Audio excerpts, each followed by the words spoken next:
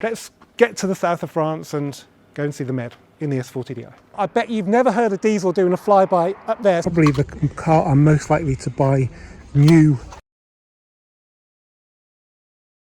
Hello and welcome back to the Volks Wizard channel. Welcome to another Volks Wizard road trip, this time in my Audi S4 TDI Avant, a car we've already done a road trip in this year when we went to Amsterdam, for which it was perfect.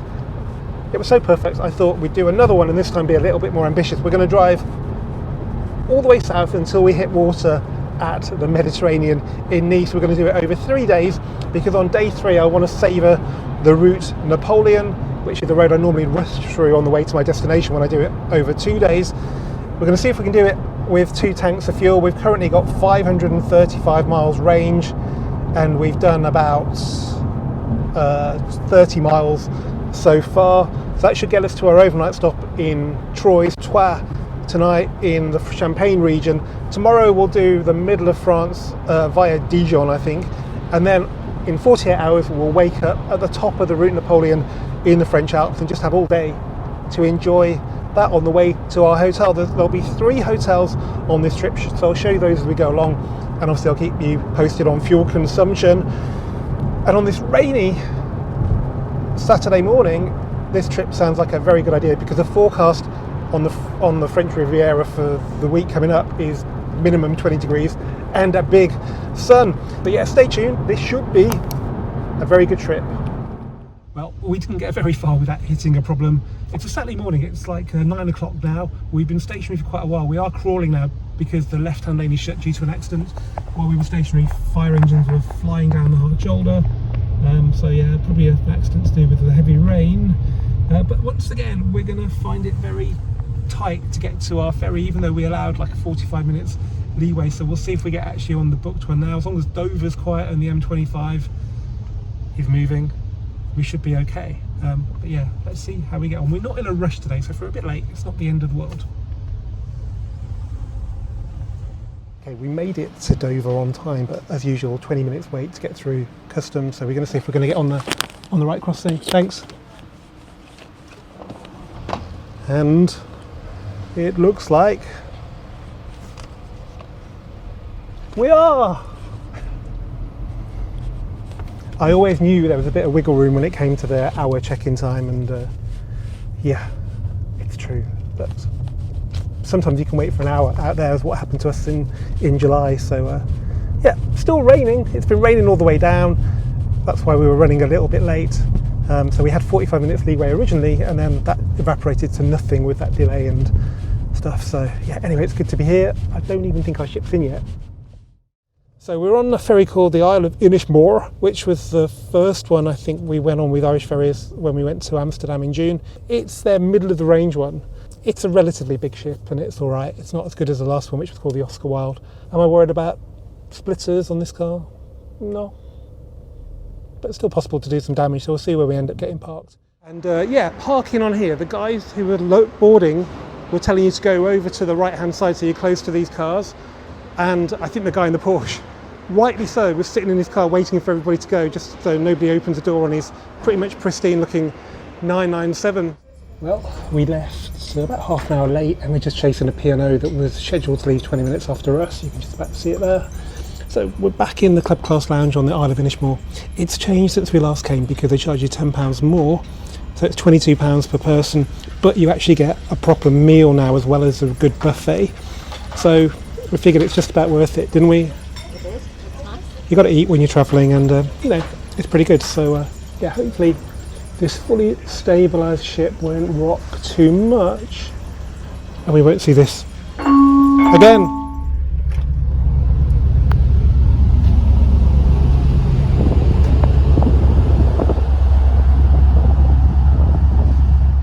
Okay, we're a little bit late as usual, about half an hour coming off the Irish ferry, and it's 3:45 now French time, so 3:45 UK time. It does feel late, but we haven't got too far to go today. We're just heading to Troyes, which is about 3.5 hours. Yeah, let's just go and munch the miles. This is the bit you never see in YouTube videos driving to South France because it is so boring, but compared to driving in the UK, it's a lot less hassle, but we have to pay tolls, and you pay a toll. It does mount up. We've got telepéage here, so we don't have to stop at least.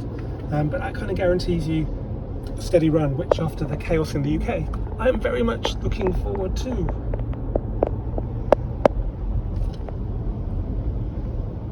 Okay, first toll of the journey is always fun. We've got the telepéage thing on there.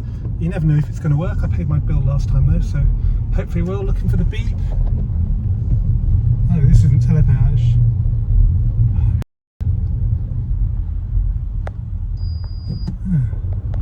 That's really weird. Well, it works.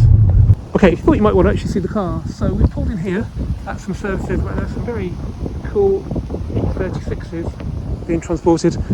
First toilet stop, and yeah, it's, as you might expect, a really good wafter with 8 gears, but it doesn't do 50 miles per gallon if you're doing 140 kilometers an hour, about 85, 90. You only get 50 when you're doing about 60, like we did in Holland, where they're restricted to that speed. Here, as Harry Metcalf might say, you can do 140 clicks and not really upset too many gendarmes as long as the road is dry, because they have a different speed limit in the wet. And it seems to be stuck at 40 mpg at that kind of speed, which is actually pretty good, I think, for a car like this.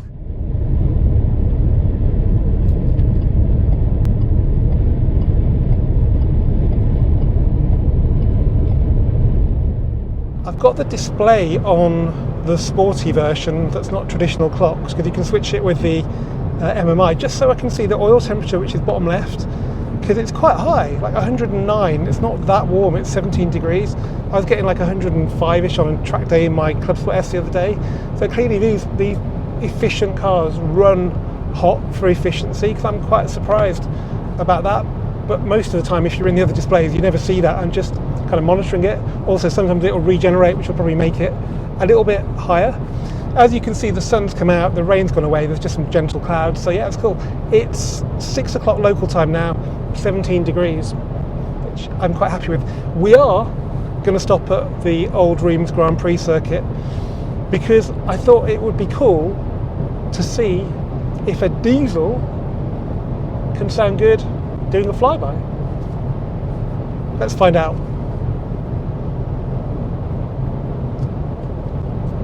Okay, well, it's still daylight. It's the Saturday night rush hour now, but you can still feel the atmosphere here, even with a Ford Puma parked over there. So you've seen this on YouTube probably a lot. I bet you've never heard a diesel doing a flyby up there. So we'll get in the S4 and see if it can sound like anything other than a diesel.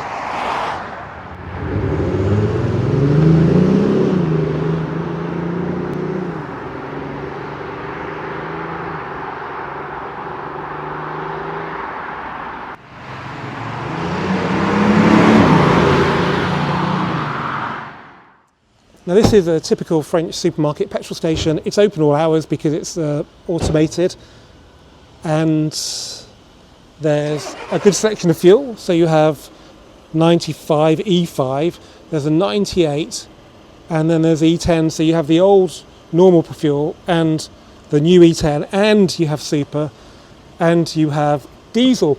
Now France has always been pretty cheap for diesel, and it's always been cheaper than petrol. But diesel's actually quite cheap in the UK at the moment. But anyway, 129 a litre here, which I'm going to indulge in. Not SP98 this time. Gasol. £68 for a full tank. I'm quite happy with that, and we've got best part of 500 miles out of it. There was a 30-mile range, by the way, when we got here, so it's pretty much empty.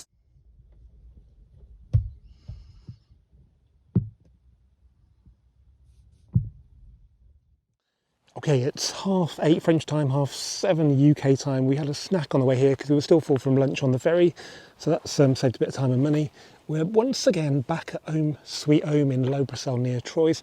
We've stayed over here a couple of times on video, and we did it on the way back last time as well, which we didn't film. I do like to try different places, but this is so good, and Troyes is about as far as you can drive from where we are in the UK without it being too much of an early start or too much of a late finish. We're going to be adventurous tomorrow anyway, so that's fine. So yeah, we'll get a good night's sleep and we'll see you tomorrow morning. Well, welcome to day 2 of the Volkswagen South of France road trip in the Audi S4 TDI. We had a great night at Home Sweet Home, good night's sleep, a nice breakfast, had apple cake for breakfast, don't have that very often, amongst other things.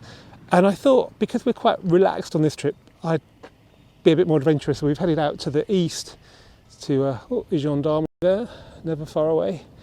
And thought I'd check out this lake called Lac de Orient, which is a big tourist destination.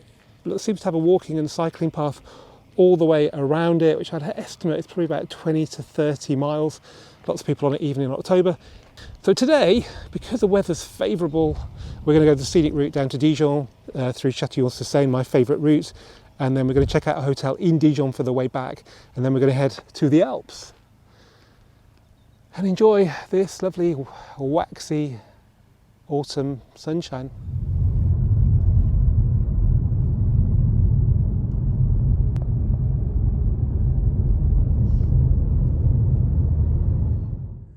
McDonald's in France is definitely aiming at a more expensive market. For a start, the teas are all clippers and they start at a couple of quid, well, about £1.50, which isn't too bad, I guess. So this is a big coffee, €2.20, about £1.80. And you get a mini cookie with it. But unfortunately, and I didn't realise this till it was too late, you don't get any milk.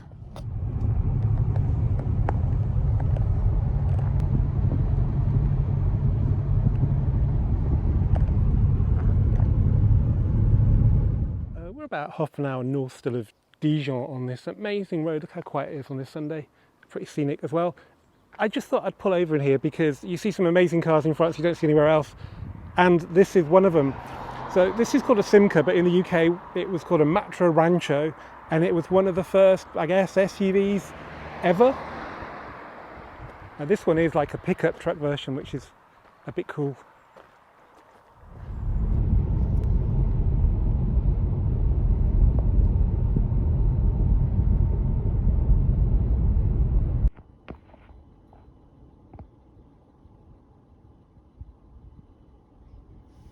Okay, we are now on the autoroute south of Dijon. I think it's just enough country road driving up to Dijon to give you a taste of that, and then actually from this point onwards you just want to make up some time. So we're cruising just over 130 clicks, doing about 40 something to the gallon. As you can hear, it's pretty silent and relaxed. We're doing about 1700 RPM, which is nice and low. We've got 8 gears as well. So yeah, it's a very soothing car. We've got a few hundred more miles to go, and we're actually on the A39. So when you're at Dijon, there's an option of 2 routes, and they're both roughly the same time and distance. You can do this one, which we've done loads. It could be 3 lanes though, or you could do this one to the east. I think this is the one we were on in the Cayman back in July when it was tipping it down. It's nice to actually see some of the landscape. It's called the Autoroute Vert, which is the Autoroute Green, so it's quite pretty. So yeah, sit back and relax, and in theory, in a couple of hours we'll be in the foothills of the Alps.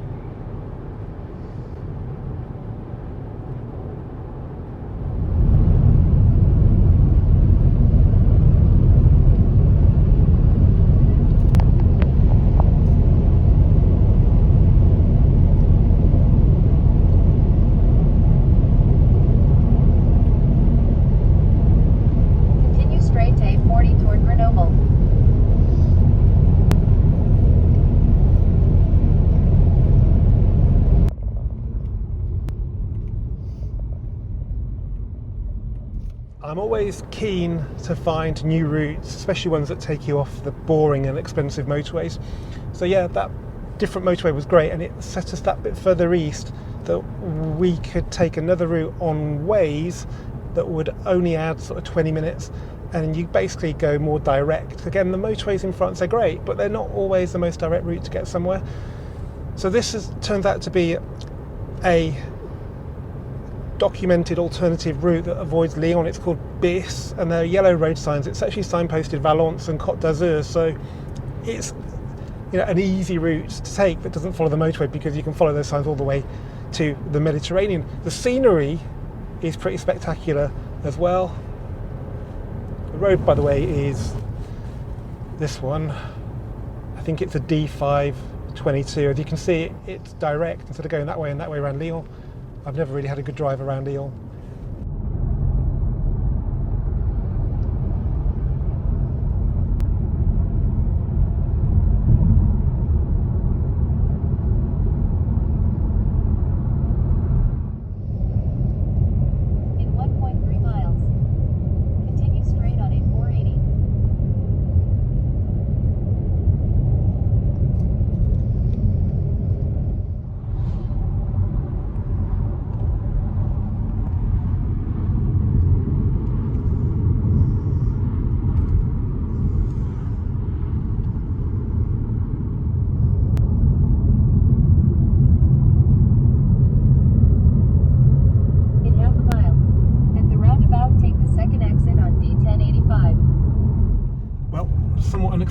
we're on the Route Napoleon a bit earlier than day 3. This is a D1085 from Grenoble down to Gap. I don't think this bit's particularly good though. We've had some gnarly bits. We're stuck behind these French diesels, but we've got 500 metres, half a kilometre of 2 lanes where we can literally smoke them. Yep. S4 700 newton meters top deployed, and now we have a bit of a clear run. It's the golden hour, so it's about half an hour now before sunset, and it's just beautiful. You can see the sun just picking at the tops of these mountains and highlighting how rocky they are. Yeah, it's beautiful. And this isn't even the best bit of the trip. That will be tomorrow.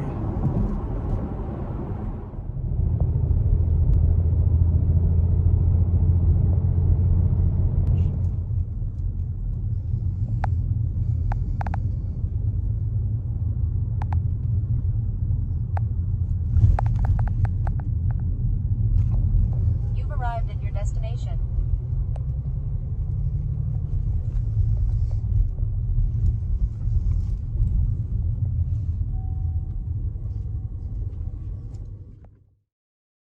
Well, welcome to day 3 of the Volkswizard South of France road trip in the Audi S4 TDI. We're in the village of Ancel, which is just to the north of Gap in the French Alps. We've stayed in this hotel called Les Autans, which is part of the Lodgy chain, and they're just small hotels all over the French countryside that offer you reasonable accommodation and always have a restaurant, though it's not open every day, but luckily it was open on the Sunday night we stayed, and it was brilliant. Now, there are 3 routes to Nice from here.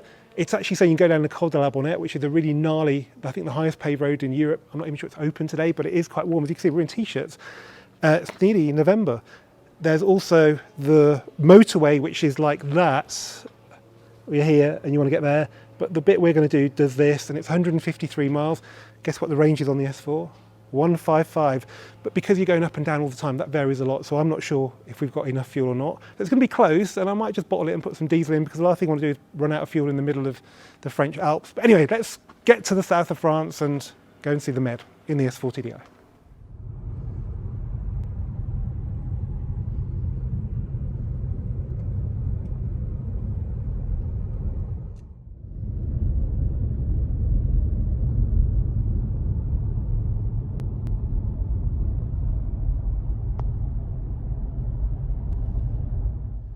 Okay, we've now gone round the town of Gap and we're heading for Digne-les-Bains. We're on the Route Napoleon, but as you can see, it's not really driving heaven as yet.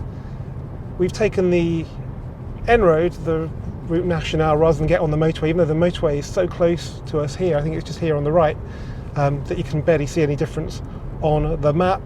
The tolls are not massive, it's like €4.50 if you went on there, but this is just nicer. We're doing 90 kilometers an hour, which is like totally efficient for this car. The range has gone up to 180, so that bodes well for getting to the coast on 2 tanks, but we shall see. But next stop, I think we'll spend what we've saved on tolls on a drink.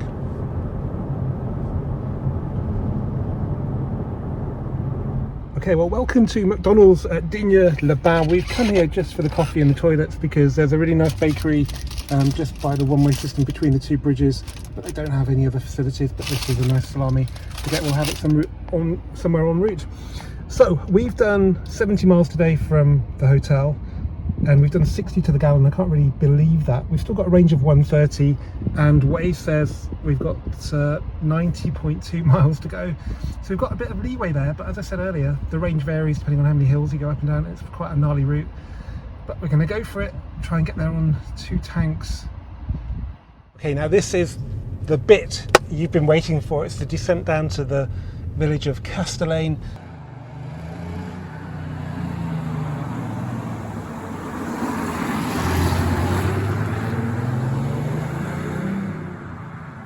Loads and loads of switchbacks, but you may be distracted by the view. So we've got a lake over there,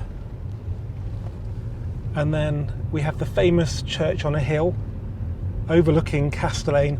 It's actually not too bad walk up there, 45 minutes. This is the time I wish I was in something a little bit more sporty, but it's not bad. Dynamic mode firms up the suspension. That's really important because in auto and comfort it is a little bit too roly-poly.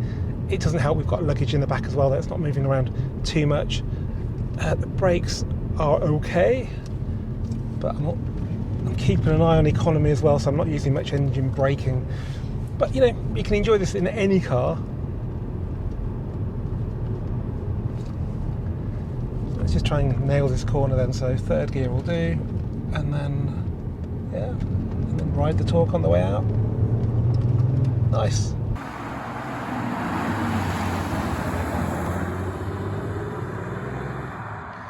And when you've had enough of switchbacks on the road, there are switchbacks up the hill to the church, which is just up there.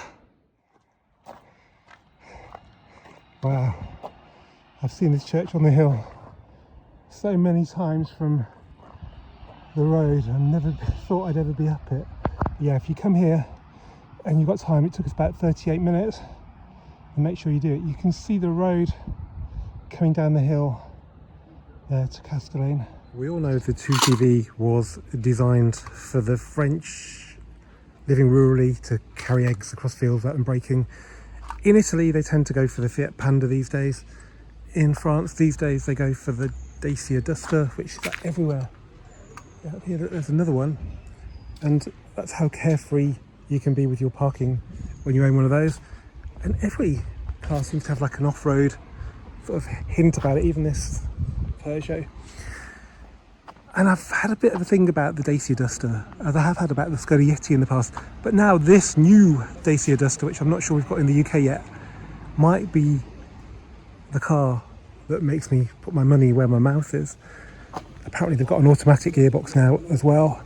I think it's grown in size quite a bit from the old one. It looks it anyway. It's a pretty nice colour. So yeah, probably the car I'm most likely to buy new today, assuming the pricing's pretty decent.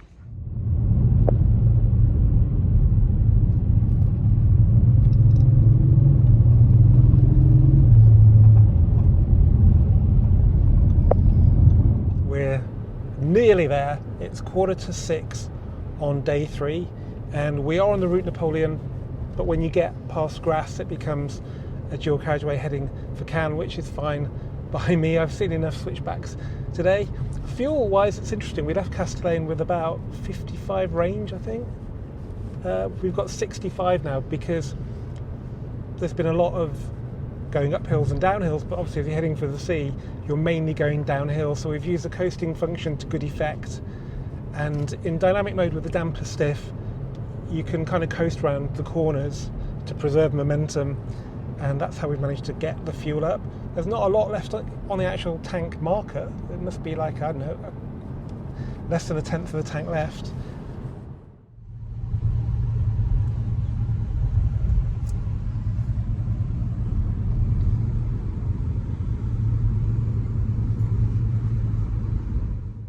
Welcome to the Mediterranean Sea at Cannes, and this S4 TDI has brought us here. Just under 2 tanks of fuel, 923 miles, average MPG 42 point something, which proves it's not really been an economy run. Where we've been able to go fast, we've gone fast. We've enjoyed the Route Napoleon stay through the corners as well. But we did actually do 53 today over a few hundred miles of driving, which is pretty amazing.